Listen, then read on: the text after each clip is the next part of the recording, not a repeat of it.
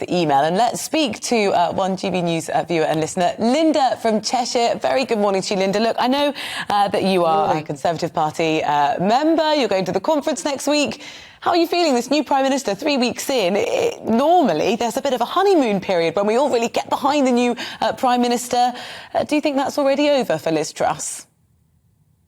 No, not really. I think she's had a rough ride. She's been in power, less than a month, and 12 of those days there's been a constitutional crisis. So we've not really given her a chance.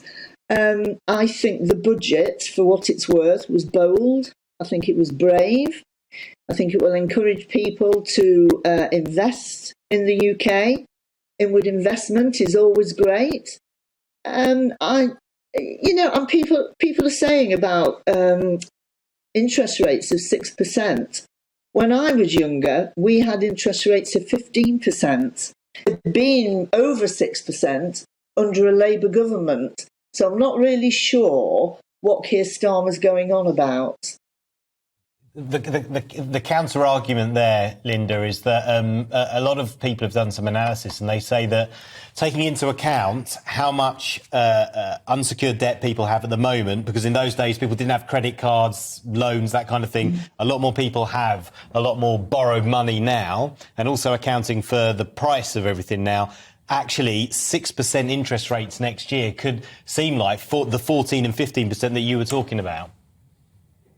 But what's become of living within your means? Well, I know people have credit cards, but it doesn't mean you've got to spend on them. What has become of living within your means, cutting your cloth and living within your means? It's getting ridiculous. And this is a Linda, confection by the left-wing media. Have you made sort of different decisions then to live within your means as a result of what's happened to the markets, the value of the pound, interest rates over, let's say, the last year or so? Has your sort of spending changed? Well, yes, of course. You've got to be careful as you get older. I don't have a huge pension. I have a decent state pension and a very, very tiny personal pension, very small. If it vanished, it wouldn't make much difference to me. It's only about £20 a month. But of course you make allowances and you spend or not within your means. If you have a credit card and you spend and spend and spend on it, somehow that's got to be paid back. So you've got to be careful. Your specific pension could have been at real risk yesterday if the Bank of England hadn't intervened.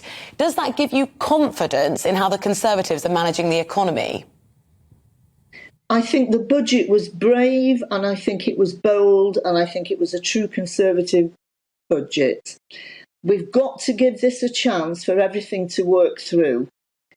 I noticed that Keir Starmer is calling for the urgent recall of Parliament, but he waited until the end of the Labour conference to do it. If it had been a real crisis, he would have been talking about this on Monday. Well, what do you make of the tank in the value of the pound reacting to that mini budget the other day? Well, I think it's happening all over the world. Isn't it something to do with, I don't know, but isn't it something to do with a strong dollar? And aren't other currencies in other countries tanking as well? So it's not just this country, it's other countries as well.